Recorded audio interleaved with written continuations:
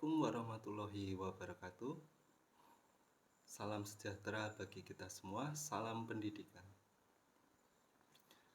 Yang terhormat Ibu Rektor Universitas Veteran Bangun Nusantara Sukoharjo, Ibu Profesor Dr. Farida Nugrahaini, Magister Humayora, dosen pembimbing Seminar Pendidikan Profesi Guru, Ibu Ardila Fitri Radite Nur Mainawati, Sarjana Pendidikan, Magister Pendidikan. Kemudian seluruh Bapak Ibu penguji Seminar Pendidikan Profesi Guru. Perkenalkan, nama saya Parade Adianto, Sarjana Pendidikan, nomor induk mahasiswa 242 251 4024. Pada kesempatan hari ini saya akan memaparkan Seminar Pendidikan Profesi Guru.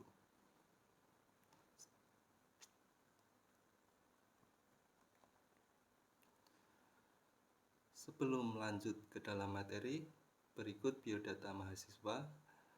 Nama Parade Ardianto, Sarjana Pendidikan, tempat tanggal lahir Wonogiri 17 Desember 1995, nomor induk mahasiswa 242-251-4024, kelas bimbingan dan konseling PPG Prajabatan, Universitas Veteran Bangun Nusantara Sukoharjo.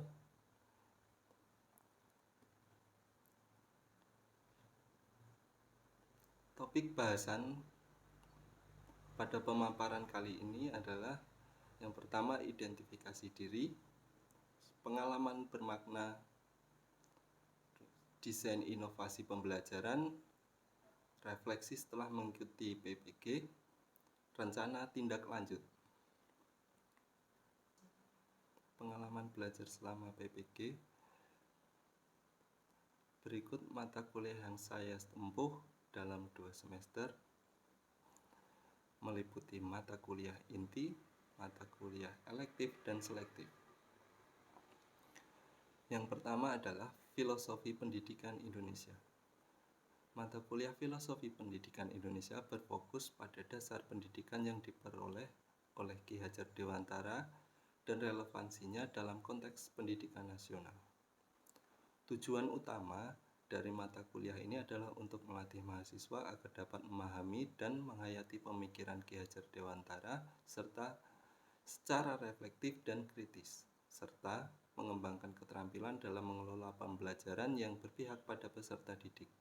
Dalam pembelajaran, mahasiswa akan mengeksplorasi berbagai topik termasuk perjalanan pendidikan nasional, identitas manusia Indonesia, dan Pancasila sebagai fondasi pendidikan secara keseluruhan. Mata kuliah ini menekankan pentingnya pendidikan yang inklusif dan merdeka, serta pengembangan karakter peserta didik sesuai dengan nilai luhur bangsa Indonesia. Kemudian yang kedua, pemahaman tentang peserta didik dan pembelajarannya. Dalam mata kuliah ini bertujuan untuk memberikan pemahaman mendalam mengenai karakteristik peserta didik, termasuk latar belakang, etnis, budaya, dan status sosial yang mempengaruhi proses belajar mereka. Dalam mata kuliah ini, mahasiswa mempelajari berbagai teori belajar, seperti behavioristik sosial kognitif, konstruktivisme, dan humanistik untuk merancang pembelajaran yang efektif.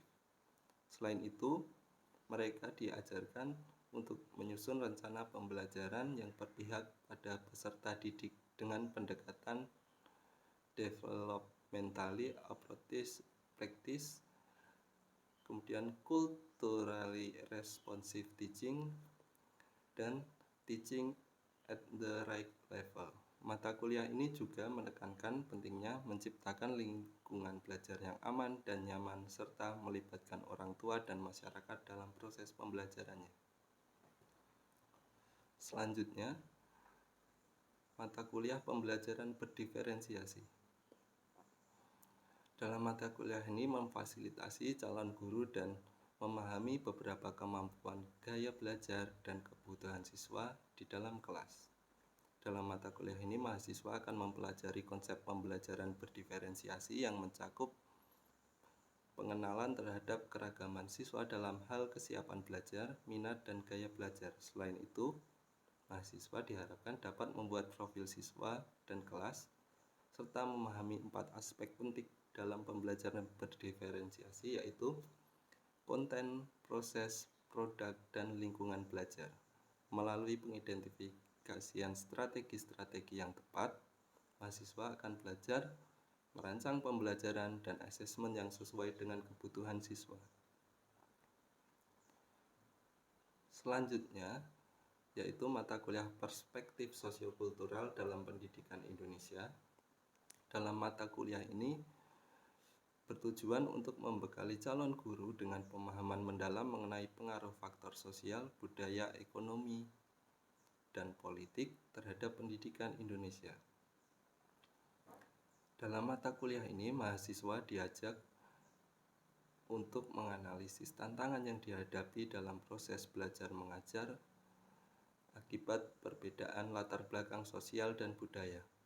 Selain itu, mahasiswa mempelajari konsep Zone of Proximal Development dan penerapan scaffolding sebagai strategi untuk mendukung perkembangan kognitif siswa. Mata kuliah ini mempersiapkan mahasiswa untuk menghadapi tantangan pendidikan di masyarakat yang multikultural dan mengembangkan praktik baik dalam konteks pendidikan.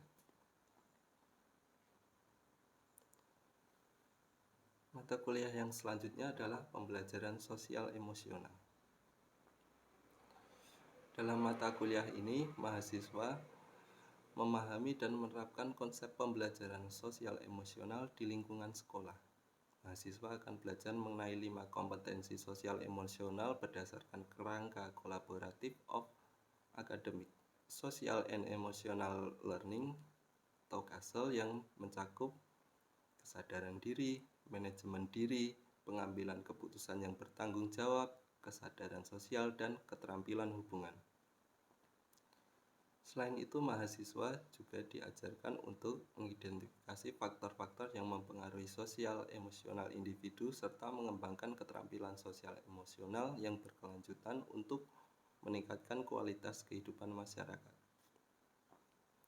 Melalui pendekatan yang berbasis pada pengalaman dan refleksi, mahasiswa diharapkan dapat menciptakan lingkungan belajar yang positif dan mendukung perkembangan siswa. Kemudian mata kuliah yang selanjutnya adalah pengantar pendidikan untuk anak berkebutuhan khusus. Dalam mata kuliah ini berfokus pada pemahaman dan penanganan anak berkebutuhan khusus atau ABK dalam konteks pendidikan inklusif.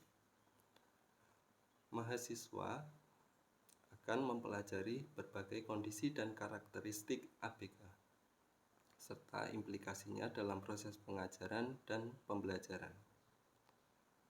Selain itu, mahasiswa diajarkan tentang akomodasi yang layak, identifikasi dan asesmen ABK, serta cara merancang pembelajaran yang sesuai dengan kebutuhan individu melalui pendekatan yang berbasis pada keragaman peserta didik. Mahasiswa diharapkan dapat mengembangkan keterampilan pedagogik yang inklusif dan responsif, serta memahami pentingnya dukungan dalam memberikan layanan pendidikan yang berkualitas bagi ABK. Mata kuliah yang selanjutnya adalah praktik pengalaman lapangan 1 dan 2. Mata kuliah praktik pengalaman lapangan 1 dan 2 atau PPL bertujuan mempersiapkan mahasiswa PPG untuk mengembangkan kompetensi pedagogik, kepribadian, sosial, dan penguasaan materi melalui pengalaman nyata di sekolah. PPL dilakukan secara bertahap, dimulai dengan orientasi dan observasi, diikuti dengan asistensi mengajar dan praktek pembelajaran terbimbing di bawah bimbingan guru pamong dan dosen. Mahasiswa juga melaksanakan praktik mandiri dan terlibat dalam kegiatan non-mengajar serta melakukan refleksi untuk perbaikan berkelanjutan. Tujuannya adalah untuk menghasilkan guru profesional yang siap menghadapi tantangan di dunia pendidikan.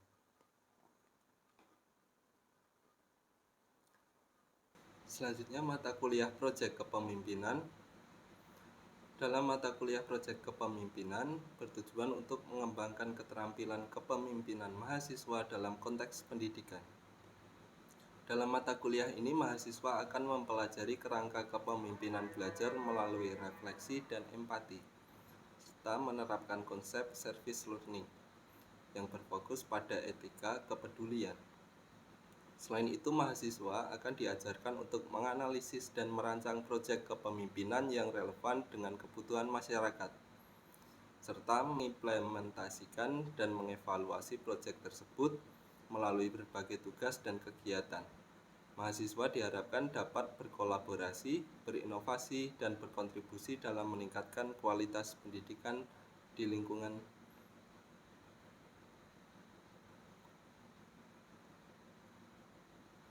Selanjutnya, mata kuliah Seminar Pendidikan Profesi Guru. Mata kuliah Seminar PPG bertujuan untuk melatih mahasiswa dalam melakukan refleksi logis, kritis, dan sistematis terhadap pengalaman belajar selama program PPG. Mahasiswa akan mengidentifikasi visi pribadi terkait pendidikan, menyusun desain pembelajaran, dan mempresentasikan hasil refleksi. Dengan demikian, mereka diharapkan siap menjadi guru profesional yang kompeten. Bahasan topik selanjutnya yaitu identifikasi diri. Di sini saya akan membahas visi pribadi untuk pendidikan Indonesia, kemudian visi pribadi sebagai calon guru, hal yang dilakukan untuk mencapai visi tersebut. Yang pertama, visi pribadi untuk pendidikan Indonesia yaitu menjadi pendidik yang mampu memberikan dukungan emosional, sosial, dan akademis kepada siswa, serta membantu siswa mengembangkan potensi diri secara optimal dengan pendekatan yang kreatif dan inovatif. Dalam setiap langkah mengajar, saya mengupayakan penanaman nilai-nilai Pancasila sehingga siswa tidak hanya tumbuh sebagai individu yang cerdas, tetapi juga sebagai warga negara yang beretika, toleran, dan bertanggung jawab. Yang kedua, visi pribadi sebagai calon guru, yaitu menjadi pendidik yang mampu memberikan dukungan emosional, sosial, dan akademis kepada siswa, serta membantu siswa mengembangkan potensi diri secara optimal dengan pendekatan yang kreatif dan inovatif. Dalam setiap langkah mengajar, saya mengupayakan penanaman nilai-nilai Pancasila sehingga siswa tidak hanya tumbuh sebagai individu yang cerdas, tetapi juga sebagai warga negara yang beretika, toleran, dan bertanggung jawab. Hal yang dilakukan untuk mencapai visi tersebut yaitu dengan menggali potensi diri dengan mengikuti pelatihan dan seminar untuk meningkatkan keterampilan mengajar dan pengetahuan. Kemudian menciptakan suasana kelas yang inklusif dan mendukung di mana siswa dapat merasa nyaman. Kemudian melakukan evaluasi terhadap metode penyampaian layanan dan interaksi dengan siswa untuk memahami kekuatan dan kelemahan diri, serta melakukan umpan balik dari siswa untuk memperbaiki pendekatan penyampaian layanan dan menciptakan pengalaman belajar yang lebih baik.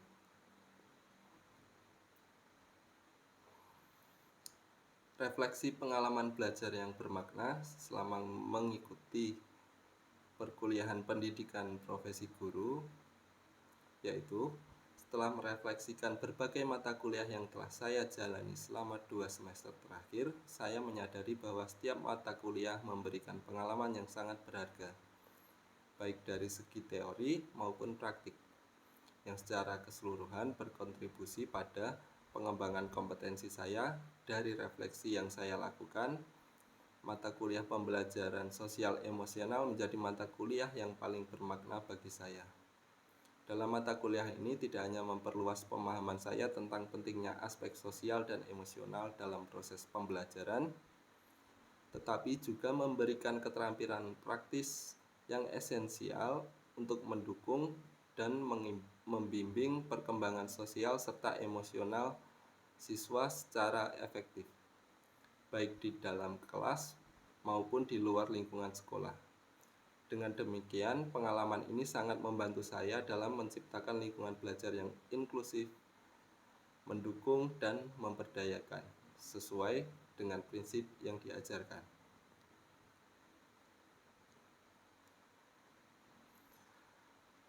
Saya memilih topik pembelajaran sosial emosional sebagai artefak pembelajaran karena fokus materi yang dibahas pada topik 1 ini sangat relevan dengan pengembangan kompetensi dasar siswa dalam mengenali dan mengelola emosi mereka. Dalam konteks pendidikan, PSE memberikan landasan yang kuat bagi siswa untuk memahami diri mereka, termasuk kesadaran diri dan manajemen diri yang merupakan 2 komponen utama dalam pembelajaran sosial emosional.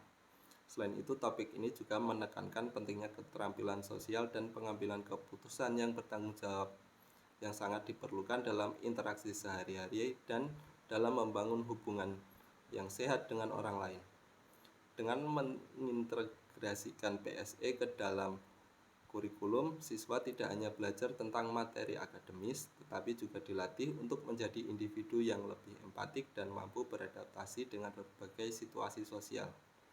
Hal ini sejalan dengan prinsip Collaborative for Academic, Social, and Emotional Learning atau CASEL yang menekankan pentingnya mengembangkan keterampilan sosial emosional sebagai bagian integrasi dari pendidikan. Oleh karena itu, pemilihan topik ini sebagai artefak pembelajaran diharapkan dapat memberikan kontribusi signifikan dalam membentuk karakter dan keterampilan sosial siswa yang akan bermanfaat bagi mereka di masa depan. Penerapan Collaborative for Academic, Social, and Emotional Learning atau CASEL dalam konteks pengembangan diri saya sebagai pendidik sangat penting untuk meningkatkan efektivitas dalam memberikan layanan bimbingan klasikal. Dengan memahami prinsip CASEL, saya dapat lebih baik dalam mengelola emosi dan membangun hubungan positif dengan siswa, yang merupakan kunci dalam menciptakan lingkungan belajar yang mendukung. Selain itu, penerapan CASEL mendorong saya untuk mengembangkan keterampilan sosial yang diperlukan untuk berkolaborasi dengan rekan kerja dan berinteraksi dengan siswa secara lebih empatik. Melalui refleksi dan evaluasi diri yang didorong oleh prinsip CASEL, saya dapat mengenali kekuatan dan kelemahan dalam pendekatan pengajaran saya serta membuat keputusan yang lebih baik dalam merancang kegiatan pembelajaran yang relevan. Dengan demikian, integrasi CASEL dalam praktik saya tidak hanya meningkatkan kemampuan saya sebagai pendidik, tetapi juga berkontribusi pada pengembangan siswa secara keseluruhan, menciptakan pengalaman belajar yang lebih bermakna dan efektif. Apa memilih artefak tersebut? Artefak pembelajaran sosial emosional pada topik 1 tentang demonstrasi kontekstual ini memberikan saya pengalaman dalam melaksanakan layanan bimbingan klasikal. Pengalaman tersebut meliputi menyusun atau merancang rencana pelaksanaan layanan atau RPL serta mengimplementasikan layanan dengan mempertimbangkan kebutuhan sosial emosional siswa. Memahami, menguasai, dan menerapkan konsep pembelajaran sosial emosional atau SEL dalam layanan bimbingan konseling, sehingga peserta didik dapat mengembangkan kemampuan sosial emosional yang positif yang dapat diterapkan baik di lingkungan sekolah maupun di masyarakat. Kemudian mampu mengidentifikasi komponen SEL dalam rencana pelaksanaan layanan atau RPL bimbingan klasikal. Desain inovasi layanan. Desain inovasi layanan ini saya terapkan pada layanan bimbingan klasikal, akan tetapi tidak menutup kemungkinan jika diterapkan dalam layanan bimbingan kelompok. Desain tersebut meliputi identitas, yang pertama mata pelajaran, bimbingan dan konseling, fase atau kelas, F kelas 11, layanan bimbingan klasikal, topik, cara kerja otak kiri dan kanan. Alur tahapan layanan itu asesmen yang dilakukan pada awal semester, kemudian merancang RPL, pelaksanaan layanan, evaluasi, kemudian rencana tindak lanjut. Perangkat pembelajaran yaitu laptop, media ular tangga, PowerPoint, dan Google Form. Desain inovasi layanan yang saya buat sebagai pendukung materi layanan yaitu ular tangga edukatif, media layanan interaktif untuk siswa. Deskripsi media. Ular tangga edukatif adalah adaptasi dari permainan ular tangga tradisional yang dikombinasikan dengan materi layanan bimbingan konseling. Media dalam layanan ini terdiri dari papan permainan yang dilengkapi ular dan tangga, serta berisi papan yang terdiri dari 4 warna, di mana masing-masing warna berisi pertanyaan terkait materi layanan. Dalam kotak hijau terdapat refleksi, kemudian kotak merah tantangan, kotak biru fakta, kotak kuning strategi. Kemudian dilengkapi juga dengan dadu dan pion untuk setiap pemain atau kelompok. Tujuan media. Dalam upaya menciptakan lingkungan belajar yang holistik, media ini dirancang dengan tujuan yang jelas dan terintegrasi mencakup aspek kognitif, sosial emosional, karakter, dan kreativitas. Kognitif, setiap kotak berisi pertanyaan yang membantu pemahaman siswa, mendorong mereka untuk menganalisis dan menerapkan materi. Sosial emosional, aktivitas dalam media ini melatih sportivitas, kesabaran, dan kerjasama siswa untuk menghargai proses. Kemudian karakter, media ini menanamkan nilai kejujuran, mengajak siswa untuk tidak curang saat bermain sehingga mereka memahami pentingnya integritas. Kemudian kreativitas, tantangan pada setiap papan memicu diskusi dan ide baru, melatih siswa untuk berpikir kritis dan inovatif. Desain inovasi layanan. Berikut aturan untuk desain inovasi layanan. Permainan diakses melalui alamat web secara online melalui web tersebut. Kemudian siswa secara individu atau dibagi dalam kelompok memilih warna pion. Pion setiap siswa berada di posisi kotak start. Kemudian siswa menekan tombol dadu dan menentukan berapa langkah untuk maju.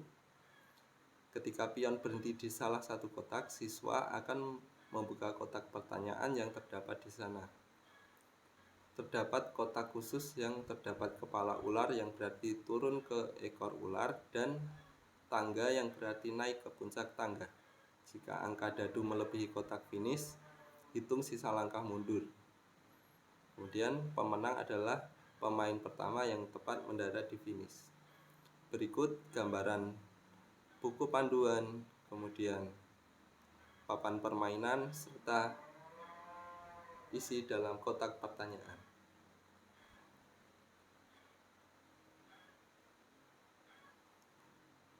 Piran desain inovasi layanan meliputi RPL, buku panduan media layanan, PowerPoint, serta evaluasi untuk siswa. Keseluruhan dapat diakses melalui halaman web tersebut ataupun di-scan melalui barcode. Refleksi setelah mengikuti PPG. Setelah mengikuti pendidikan profesi guru atau PPG, saya menyadari bahwa pendidikan di Indonesia memiliki landasan yang kuat dalam nilai-nilai Pancasila dan filosofi Ki Hajar Dewantara, yang menekankan pentingnya pendidikan yang berpihak pada peserta didik. Saya belajar bahwa setiap peserta didik memiliki karakteristik dan kebutuhan yang berbeda, sehingga penting untuk mengenali dan mengadaptasi metode pengajaran yang lebih inklusif. Keragaman budaya, suku, dan agama di Indonesia bukanlah penghalang, melainkan kekuatan yang dapat memperkaya pengalaman belajar melalui praktik pengalaman lapangan. Saya dapat menerapkan teori yang dipelajari dan berkomitmen untuk menciptakan suasana belajar yang mendukung semua peserta didik.